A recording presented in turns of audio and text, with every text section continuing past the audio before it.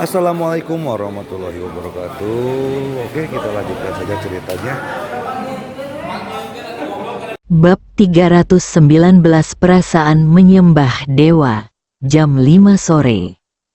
Sebuah taksi memasuki rumah Xiong dan menyingkirkan Chu Chen dan orang lain yang mengikuti mereka.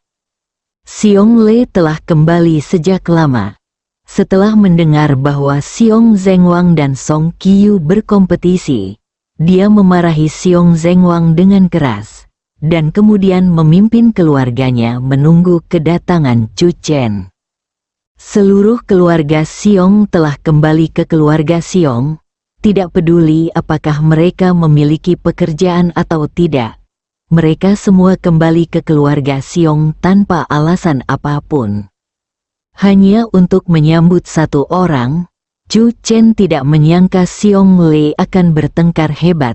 Setelah turun dari mobil, dia menatap kerumunan gelap.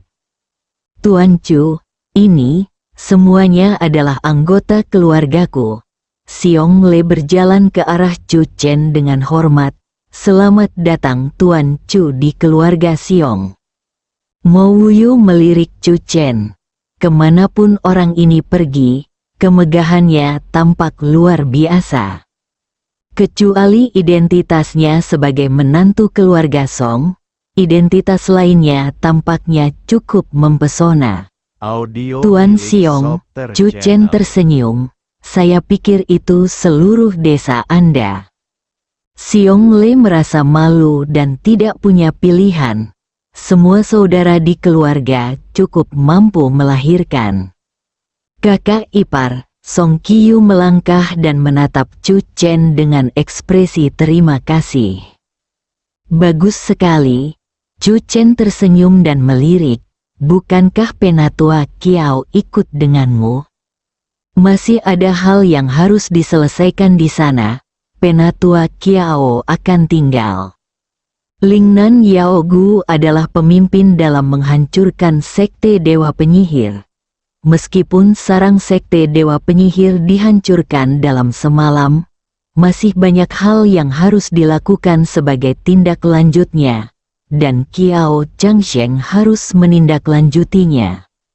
Chu Chen mengerti, tepat ketika dia hendak berbicara, sesosok tubuh bergegas ke arahnya seperti anak panah. Dia berlutut di depan Chu Chen. "Tuan Chu, terimalah aku sebagai muridmu." Chu Chen tercengang. Xiong Le tertegun sejenak. Matanya yang seperti lonceng melebar, dan dia langsung meraih Xiong Zhenguang dan mengangkatnya. "Apa yang kamu lakukan, bocah?" Xiong Le sedikit panik. Ini putranya. Jika hal seperti ini terjadi tiba-tiba, jika Tuan Chu salah paham dan mengira bahwa dia sengaja membiarkan putranya keluar menjadi murid di depan umum. "Tuan muda Chu, jangan tersinggung dengan kurangnya sopan santun anak ini." Xiong Le segera meminta maaf. "Ayah, biarkan aku pergi. Aku dengan tulus memuja Guru Chu." Xiong Zhenguang berjuang. Chu Chen kembali sadar dan melihat Song Qiyu tampak aneh di samping, jadi dia tidak bisa menahan diri untuk tidak menatap Song Qiyu. "Itu saja." Song Qiyu berkata dengan cepat, "Kakak ipar, sebelum kamu datang ke sini, aku melakukan beberapa gerakan dengan kakak Zhenguang." Mata Xiong Zhenguang penuh dengan keinginan. "Tuan Chu, saya ingin mempelajari langkah kilin." Omong kosong. Xiong Le melemparkan Xiong Zhenguang ke samping.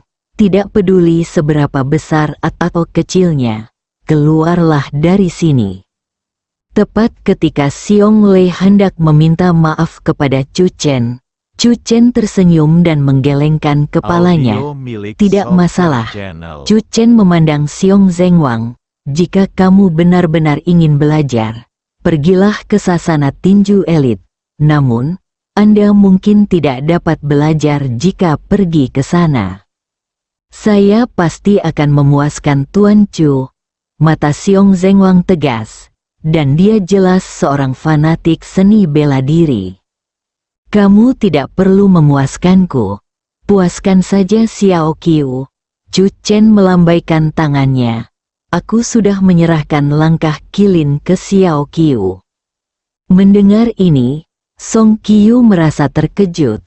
Kata-kata Chu Chen tidak diragukan lagi memberinya penegasan yang besar. Dan itu setara dengan membuka jalan besar untuk masa depannya. Song Qiu terobsesi dengan tinju dan menendang. Dia bisa menggunakan gerak kaki kilin untuk membuka sasana tinju dan menjadi master di masa depan. Xiong Zhenguang memandang Song Qiu dengan mata yang sangat antusias. Saudara Song Qiu. Seluruh tubuh Song Qiu tiba-tiba bergetar tanpa sadar. Balai keluarga Xiong, Tuan Xiong, mohon maafkan saya kali ini. Saya membutuhkan tempat yang lebih tenang di mana tidak ada yang bisa dekat dengan saya. Chu Chen dengan cepat langsung ke pokok permasalahan. Ekspresi Li Zhen dan istrinya yang duduk di sampingnya tiba-tiba menjadi bersemangat, dan mereka menggenggam tangan mereka erat-erat untuk menutupi. Li Zhen tahu bahwa Chu Chen telah menghancurkan Dewa Hantu Gu. Jadi dia secara alami sangat yakin dengan metode Chu Chen dalam memecahkan racun. Xiong Lei membawa Chu Chen dan yang lainnya ke halaman belakang rumah keluarga Xiong. Ada tempat latihan seni bela diri kecil semi tertutup di sisi bebatuan.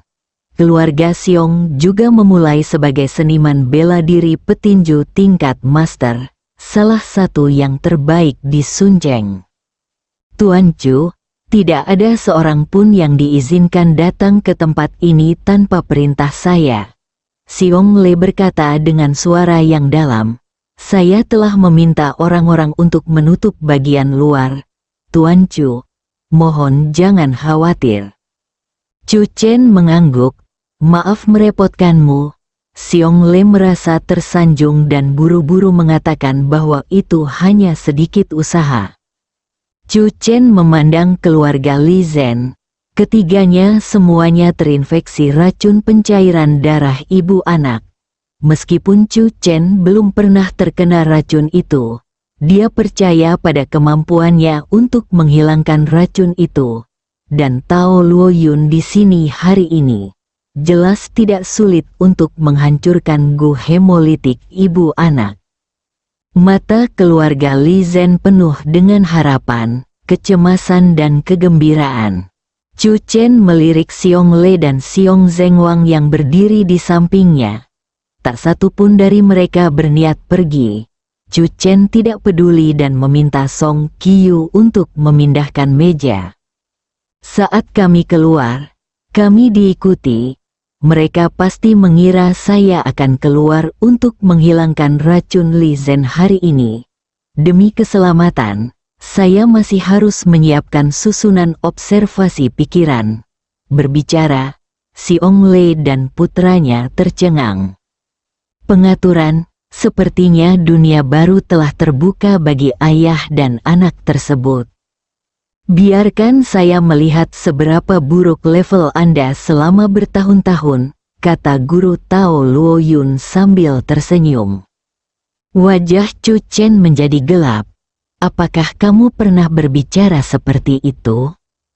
Dao Zun Luo Yun tahu bahwa setelah Chu Chen dikurung oleh jimat penekan jiwa selama 5 tahun, dia secara alami tahu bahwa dalam 5 tahun terakhir, kecuali jiwanya, yang mungkin telah marah, aspek lain Chu Chen masih ada, berdiri diam, atau bahkan mengalami kemunduran.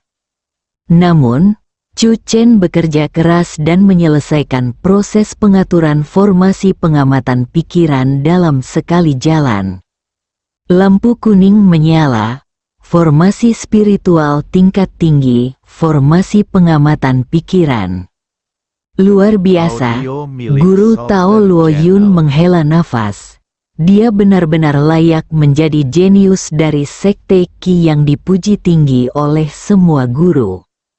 Apakah kamu pikir kamu tidak perlu bekerja karena topi sebesar itu? Chu Chen melirik ke arah Tao Luo Yun. Kamu memiliki tugas yang berat hari ini. Kakak laki-laki harus menguji pekerjaan rumahmu. Pendeta Tao Luo Yun menggerakkan sudut mulutnya. Adik laki-laki tidak punya hak asasi manusia. Apakah ini formasi? Xiong Zhenguang mau tidak mau berkata dengan rasa ingin tahu. Song Qiyu tersenyum menggoda. Apakah kamu ingin masuk dan merasakannya? Xiong Zhenguang ragu-ragu sejenak, dan Xiong Lei juga melihat ke arah Chu Chen. Tentu saja Chu Chen memahami keingintahuan mereka tentang formasi tersebut dan melambaikan tangannya. Xiong Lei menarik napas dalam-dalam. Dia juga anggota dari Sekte Jiuxuan. Meskipun dia hanya bertanggung jawab atas bidang bisnis eksternal, dia juga mengetahui beberapa rahasia tentang Sekte Qi. Ekspresi Xiong Zhenguang jauh lebih santai, dan dia langsung masuk arai Guanxin. Dalam sekejap, mata Xiong Zhenguang melebar hingga ekstrim. Seluruh orang berdiri dalam susunan observasi pikiran seolah-olah jiwanya langsung keluar dari tubuhnya. Reaksi Xiong Lei tidak lebih baik dari reaksi Xiong Zhenguang, dan dia kehilangan kesadaran. Beberapa menit kemudian, Song Qiyu menarik mereka berdua keluar dari formasi pengamatan pikiran. Bagaimana? Song Qiyu memandang mereka berdua sambil tersenyum. Xiong Zhenguang memandang Chu Chen. Ada perasaan menyembah dewa. Bab 320 pertunjukan akan segera dimulai. Dua kata, formasi, bukanlah hal yang asing dan telah diwariskan sejak zaman kuno. Namun, Xiong Zhenguang tidak pernah membayangkan bahwa formasi benar-benar ada dan sama misteriusnya dengan legenda perasaan dibersihkan dari jiwa, dan ketenangan pikiran yang belum pernah terjadi sebelumnya. Tetap di dalam, semua kemarahan sepertinya telah hilang, dan saya hanya ingin diam-diam mendengarkan detak jantung saya sendiri. Sungguh menakjubkan, Xiong Lei tidak bisa menahannya dan menghela nafas dengan keras. Keajaiban baru saja dimulai. Song Qiyu tersenyum. Dalam hatinya, sihir saudara iparnya adalah sihirnya, dan dia adalah juru bicara saudara iparnya. Xiao Su, masuklah ke dalam bersama orang tuamu dan duduklah dengan tenang. Li Xiaoshu mengangguk. Li Zhen memandang Chu Chen. Ekspresinya jelas menunjukkan sedikit kerumitan. Setelah beberapa saat, dia berjalan di depan Chu Chen, membungkuk dalam-dalam dan mengangkat kepalanya. Apakah itu berhasil atau tidak? Setelah selesai, aku akan memberitahumu. Apa yang aku tahu? Katakan semuanya. Chu Chen menatap mata Li Zhen dan mengangguk sambil tersenyum. Aku berjanji, jika Zimu Hemolitik Gu bertemu denganku, dia pasti akan mati. Ada keyakinan yang kuat pada senyuman. Dalam hal metode Qi Sekte, bakat Chu Chen bahkan membuat kagum kepala Jiu Xuan. Setelah keluarga Li Zhen memasuki barisan pengamatan pikiran, Chu Chen memandang Tao Luo Yun dan berkata, "Mari kita mulai." Guru Tao Luo Yun sudah bersiap. Dia segera mengangguk dan mengeluarkan banyak jimat spiritual yang telah dia persiapkan. Cahaya jimat itu melintas. Kesulitan dalam mematahkan Foodu hemolitik ibu anak adalah untuk mematahkan Foodu ibu. Foodu anak harus dipatahkan terlebih dahulu. Namun, sebelum Foodu ibu dipatahkan, jika Foodu anak bergerak maka akan menyebabkan ibu Foodu menjadi panik. Chu Chen tampak serius. Serius, dia berkata dengan keras. 3 anggota keluarga Li Zhen ditutupi dengan subgu, Ibu Foodu hemolitik ada di tubuh Ning Junhei, pemimpin sekte Dewa Penyihir. Saat Sub Gu bergerak, dia bisa merasakannya tidak peduli seberapa jauh dia berada. Gu sebelum dia mendekati jarak di mana dia bisa mengendalikan Sub Gu, dihapus dari 3 orang. Adik ketujuh, aku serahkan racun anak itu padamu. Setelah mendengar ini, Dao Zun Luoyun segera mengangguk dengan ekspresi percaya diri. Tidak masalah, tipuan dari sekte Dewa Penyihir tidak akan merepotkanku. Selanjutnya, cahaya jimat spiritual terus bersinar. Chu Chen dan Dao Zun Luoyun minum ringan pada waktu yang hampir bersamaan. 3 jimat spiritual memasuki tubuh keluarga Li Zhen pada saat yang bersamaan. Bukaan arai Guanxin hancur dalam sekejap, dan wajah 3 anggota keluarga Li Zhen berubah drastis, terutama anak Li Xiaoshu. Pembuluh darah di wajahnya pecah, dan seluruh tubuhnya gemetar hebat. Song Qiyu menahan napas dan menatap dengan gugup. Xiong Lei dan putranya juga khawatir dan sangat penasaran. Hampir pada saat yang bersamaan, di jalan raya, sebuah mobil meluncur keluar jalan raya seolah-olah sedang tergelincir. Ning Junhei mengerem tiba-tiba, wajahnya berubah, matanya memerah dari waktu ke waktu, tangannya menggenggam erat kemudi, dan seluruh tubuhnya bergetar hebat.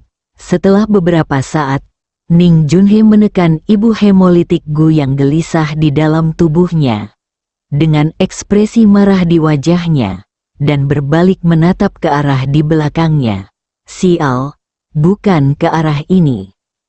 Orang-orang di bawah komandonya masih melapor, dan Chu Chen berada dalam jangkauan pengawasannya. Tampaknya Chu Chen menggunakan metode jangkrik emas untuk melarikan diri dari cangkangnya, dan orang-orang di bawahnya memantau udara. Chu Chen, jangan pernah berpikir untuk menghancurkan Gu ibu anakku yang membuat darahku meleleh. Wajah Ning Junhei terlihat garang. Dia menginjak pedal gas, berbalik dan bergegas pergi. Keluarga Sun Cheng Xiong. Mulut keluarga Li Zhen terbuka lebar, dan cacing-cacing itu merayapi tenggorokan mereka perlahan-lahan. Adegan ini mengerikan untuk ditonton. Xiong Zingwang tanpa sadar mundur selangkah. Dia belum pernah melihat pemandangan misterius seperti itu. Serangga merah muncul di mulut Li Xiaoshu. Saat ia terbang keluar dari mulut Li Xiaoshu, serangga merah itu terbang keluar seolah-olah memiliki sayap. Guntur melanda. Serangga merah itu terbelah menjadi 2 bagian. Ning Junhei, yang sedang mengemudi, mengeluarkan seteguk darah, tubuhnya gemetar, dan salah satu subgunya hancur. Chu Chen. Ning Junhei mengertakkan gigi, wajahnya garang, dan matanya dipenuhi kebencian. Kamu dan aku berselisih satu sama lain. Ning Junhei menginjak pedal gas lagi. Selama dia mendekat, dia bisa mengendalikan Sub Gu melalui ibu hemolitik Foodu, dan bahkan membiarkan Sub Gu mati secara langsung. Setelah serangga merah di mulut Li Xiaoshu keluar, tubuhnya lemas dan jatuh ke tanah. Xiao Qiu, bawa dia keluar untuk beristirahat sebentar dan dia akan baik-baik saja. Song Qiu mengangkat Li Xiaoshu dan menyingkir. Guru Tao Luoyun memandang Chu Chen sambil tersenyum. Misi saya telah selesai. Tidak ada masalah bagiku. Begitu Chu Chen selesai berbicara, 2 serangga merah muncul di mulut Li Zhen dan istrinya secara bersamaan. Begitu 2 serangga merah itu terbang, mereka tiba-tiba bergegas menuju Li Zhen dan istrinya. Chu Chen menyipitkan matanya, mencubit jimat ajaib di tangannya, dan dengan cepat memperlihatkannya. Dua petir menyambar dua serangga merah. Li Zhen dan istrinya jatuh ke tanah bersama-sama. Namun kedua serangga merah itu tampak hidup. Mereka bergoyang di udara dan menghindari serangan Xiao Wu Leifu. Semua orang terkejut, tuan dari sekte Dewa Penyihirlah yang ada di sini. Chu Chen berkata dengan suara yang dalam. Dia telah memasuki kisaran di mana dia dapat mengendalikan gu hemolisis ibu anak. Ekspresi Song Qiu berubah dan dia berkata, "Kakak ipar, apa yang harus aku lakukan?" Dia terlambat selangkah. Chu Chen memandang Tao Luo Yun. Dao Zun Luo Yun tidak berani bermalas-malasan lagi. Dia mencubit jimat ajaib itu dengan tangannya. Dua serangga kecil yang dikendalikan dari jarak jauh berani memamerkan kekuatannya di hadapanku. Pendeta Tao Luo Yun akhirnya menggunakan metode yang paling sederhana dan paling kasar, menggunakan jari telunjuk dan ibu jarinya sebagai senjata, dan menghancurkan kedua serangga kecil itu sampai mati satu demi satu. Di pinggir jalan di kejauhan, setirnya berlumuran darah. Tubuh Ning Junhe tergeletak di kemudi, gemetar karena marah, dan dia terlambat selangkah.